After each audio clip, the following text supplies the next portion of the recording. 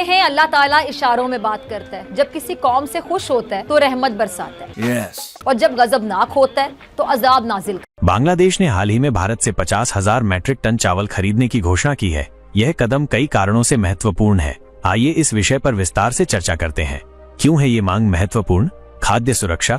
बांग्लादेश की बढ़ती जनसंख्या और प्राकृतिक आपदाओं के कारण खाद्य सुरक्षा एक बड़ी चुनौती है। चावल के आयात से देश में खाद्य आपूर्ति को सुनिश्चित करने में मदद मिलेगी। कि भारत ने बांग्लादेश में राइस एक्सपोर्ट पर बैन लगा दिया है। इस चीज को लेकर बांग्लादेश के फूड एडवाइजर ने एक बहुत बड़ी स्टेटमेंट दी है। उन्होंने कहा है कि ट्रेड और सियासत दो अलग अलग चीजें हैं, लिहाजा इनको मिक्स ना किया जाए। ट्रेड को और सियासत को अलग अलग रखा जाए तो ही बेहतर होगा। उन्होंने कहा कि इस वक्त बांग्लादेश में चावलों का फुकदान चल रहा है। आपको पता है कि इस वक्त हमारा हमसाया मुल्क भारत 150 ममालिक को चावल एक्सपोर्ट कर रहा है, लेकिन फिलहाल इंडिया ने बांग्लादेश में चावल एक्सपोर्ट पर बैन लगा दिया है। मान लीजिए, दरअसल भारत से बांग्लादेश को भेजे जाने वाले चावल की बात करें तो ये करीब $13 बिलियन सालाना, गेहूं $1 बिलियन सालाना, और अब अगर इन पर रोक लग जाती है तो बांग्लादेश में स्थिति और खराब हो सकती है। बांग्लादेश की गारमेंट इंडस्ट्री उनकी अर्थव्यवस्था की रीढ़ की हड्डी है, लेकिन विदेशी ब्रांड्स अब सूरत, गुजरात और तमिलनाडु जैसे शहरों में विदेशी ब्रांड्स के ऑर्डर तेजी से बढ़ रहे हैं। इससे बांग्लादेश बड़ा हवाओं में उड़ रहा है और जो मुल्क इंडिया के खिलाफ जाता है 5-6 महीनों के अंदर उसकी इकोनॉमी का बेड़ा गर्क हो जाता है। इंडिया ने 16 आइटमें पहले बैन की है। कर्जा भी इंडिया उनसे मांग रहा है। लोड शेडिंग बांग्लादेश के अंदर शुरू हो गई है क्योंकि अडानी साहब बिजली उनको बहुत कम प्रोवाइड करेंगे। तहरीक में आर्मी को फॉरगेट कर दिया गया, ये सबसे बड़ा नेगेटिव पॉइंट है। ठीक है कि आर्मी को कभी फॉरगेट नहीं करना चाहिए। ठीक है, क्योंकि मुल्क की सिक्योरिटी का निजाम तो वो देख रहे हैं। ठीक है, अब यही इसमें हाल है, उन्होंने कब्जा भी कर लिया।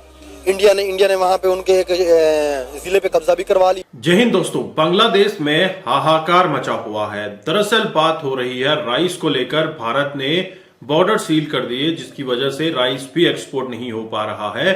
वहीं बॉर्डर पर स्मगलर सोना लेकर बैठे हुए हैं ताकि उनको खाद्यान्न मिल सके, राइस वगैरह मिल सके। वहीं बांग्लादेश कहता है कि सियासत और बिजनेस को अलग रखना चाहिए। जब तुम्हारे रिश्ते ही हमारे साथ गलत हैं तो फिर तुम्हें राशन देकर हमें कोई फायदा नहीं है। इसी के ऊपर पाकिस्तानी मीडिया क्या कहती है, आप इस वीडियो में अंत तक जरूर देखिएगा। बांग्लादेश के भारत के खिलाफ बदलते इरादे देखकर भारत ने भी एक के बाद एक शिकंजा कसना शुरू कर दिया है। इंडिया ने खाने पीने की जो अशिया जो इंडिया से बांग्लादेश एक्सपोर्ट की जाती थी उनके एक्सपोर्ट पर रोक लगा दी। जैसे ही इंडिया ने खाने पीने की चीजों की एक्सपोर्ट पर रोक लगाई, हम देख रहे हैं कि बांग्लादेश के अंदर फूड क्राइसिस हद से ज्यादा बढ़ चुके हैं। यहाँ तक कि बांग्लादेश के जो स्मगलर हैं वो इंडिया के ही बॉर्डर पर चोरी छुपे गोल्ड बेचकर अपने मुल्क में खाने पीने की अशिया लाने पर मजबूर हो चुके हैं। अभी तो इंडिया ने फूड एक्सपोर्ट पर रोक लगाया है तो बांग्लादेश का ये हाल हो गया है। अगर इंडिया ने बांग्लादेश का पानी बंद कर दिया तो बांग्लादेश का क्या हाल होगा। इंडिया और बांग्लादेश के दरमियान जो मामला चल रहे हैं आप इनसे बाखूबी वाकिफ होंगे। हमने हर एंगल से इस चीज को जो है कवर किया है, लेकिन अब जो खबर निकलकर सामने आई है कि बांग्लादेश के अंदर फूड क्राइसिस जो है वो हद से ज्यादा बढ़ चुके हैं। आपको पता है कि जब बांग्लादेश ने इंडिया को आंखें दिखाई तो इंडिया ने जो खाने पीने की चीजें थी वो बांग्लादेश में एक्सपोर्ट करने से रोक दी। अब खबर निकलकर सामने आई है कि बांग्लादेश इस हद तक मजबूर हो चुका है कि इंडिया के ही बॉर्डर पर बांग्लादेश के स्मगलर जो हैं वो इलीगल तरीके से सोना बेचकर अपने मुल्क में खाने पीने की चीजें ले जाने पर मजबूर हो चुके हैं। क्या कहना चाहेंगे? उनके पास पीने के लिए ना तो दूध है और ना ही खाने पीने के लिए चीजें। देखें, जब इंडिया ने बॉर्डर सील किया, इंडिया ने बॉर्डर सील कर दिया, कुछ भी ना करें, सिर्फ बॉर्डर सील कर दें और इनको भूख के लाले पड़ जाएंगे, वो हो चुका है। अभी सिर्फ बॉर्डर सील किया है, अभी उनका पानी बंद करने की तरफ भी सोच रही है, अभी उनकी बिजली बंद। अगर ये पानी बिजली बंद हो गया तो आप सोचेंगे कितना बड़ा एक अलमिया जन्म लेगा बांग्लादेश के अंदर। बांग्लादेश का मैं कहती हूँ डाउनफॉल शुरू हो गया है। जिस दिन इंडिया ने बांग्लादेश का हाथ छोड़ा था उसी दिन ही बांग्लादेश का जवाल शुरू हो गया था।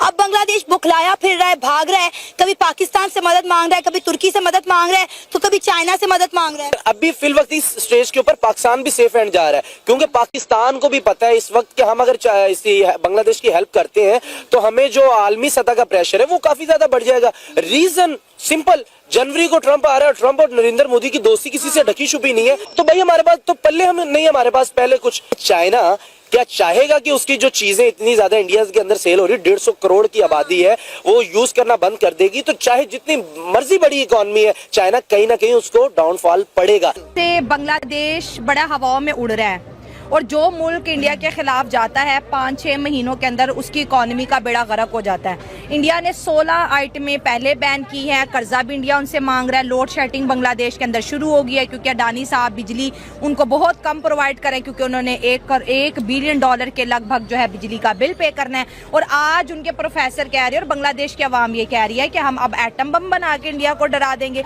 तो ये बांग्लादेश अपने पांव पे खुद खुलाड़े क्यों मारो। इंडिया की एजेंसीज में हमने ये देखा है कि जो मुल्क उनके खिलाफ होता है 6-7 महीनों तक या तो वो लोग ही गायब हो जाते हैं या वो लोग सुधर के वापस आ जाते हैं। आपने बहुत ज़्यादा डरा दिया है कि इंडिया को बहुत बड़ी पावरफुल चीज़ नहीं है। इंडिया कुछ भी नहीं है। अच्छा देखो मुसलमान जो होता है ना, वो अगर उसका जज्बा ईमान है तो उससे बड़ी ताकत कोई चीज़ नहीं है। अच्छा। अगर आपने जैसे मिसाल है, आप ये सोच रहे हैं कि वो राह वाले जो पाकिस्तान के अंदर जो है ना मार के चले जाते हैं तो उनकी बहादुरी नहीं है। हाँ। ये हमारी मुनाफकत है जिसकी वजह से ऐसा हो रहा है, वरना इंडिया की क्या जरूरत है। तो भाई मुसलमान के अंदर तो जज्बा जो है ना, एक जिसने कलमा पढ़ लिया उसका जज्बा मौजूद है। वो दुनिया की सुपर पावर बन सकता है। अफगानिस्तान को देख लें आप, लेकिन मुसलमान है, उनके पास क्या था। मैं ये नहीं कह रहा कि एटम बम होना वो जरूरी है इंडिया को डराने के लिए। इंडिया को डराने के लिए भाई एटम बम होना जरूरी नहीं है। दोस्तों, आपको आइडिया लग चुका होगा कि बांग्लादेश में किस तरह का अभी बहरान आया हुआ है। दरअसल अगर आप देखें, बांग्लादेश लगातार क्राइसिस से जूझ रहा है। बांग्लादेश में आए दिन कुछ न कुछ ऐसा दिख रहा है जिसकी वजह से वह अपने आप को ब्लेम कर रहा है। बांग्लादेश के लोग अपने ही सियासतदानों पे इल्जाम लगा रहे हैं कि तुम्हारी वजह से हमारा भारत के साथ रिश्ता खराब हो गया है। जो रिश्ता इतना स्मूथली चल रहा था, जो रोहिंग्याज इतने इजी तरीके से भारत में घुस रहे थे, उन रोहिंग्याओं पर भी अब बैन लग रहा है। दरअसल रोहिंग्याओं को ढूंढ कर निकालने का काम अब काफी तेजी से बढ़ रहा है। अलग अलग जगहों से रोहिंग्याओं को ढूंढ कर डिपोर्ट किया जा रहा है, बॉर्डर के उस पार फेंका जा रहा है और बॉर्डर से इस पार अगर कोई आ रहा है तो उनको ठोका जा रहा है। तो कहीं ना कहीं बांग्लादेशी परेशान है और बांग्लादेश के लिए तो भारत ने अभी सिर्फ एक्सपोर्ट ही रोका है। अगर भारत ने बिजली रोक दी, पानी रोक दिया तो बांग्लादेश डूब जाएगा। पाकिस्तानी खुद कहते हैं कि आज बांग्लादेश हमसे मदद मांग रहा है। क्यों? 53 साल से बांग्लादेश को याद नहीं आई कि बांग्लादेश को पाकिस्तान से रिश्ते अच्छे रखने चाहिए। अभी भारत के साथ रिश्ते खराब हुए तो ये पाकिस्तान के साथ रिश्ते अच्छे करने लगे, पाकिस्तान से टर्की से ट्रेड करने लगे। पाकिस्तान में खुद खाने का बहरान है, पाकिस्तान में इतनी शॉर्टेज है। अगर आप शुगर देखें, वीट देखें, कोई भी चीज, लेकिन पाकिस्तान सप्लाई कर रहा है कुछ न कुछ। अब बांग्लादेश के लोगों को ये चीजें महंगी मिल रही है क्योंकि पाकिस्तान में ये चीजें तो होती नहीं है। ये सब वाया दुबई भारत से ही जा रहा है। दोस्तों, आप क्या सोचते हैं इन बांग्लादेशियों के बारे में? जरूर कमेंट कीजिए। चैनल पर नए हैं, चैनल को भी सब्सक्राइब करें।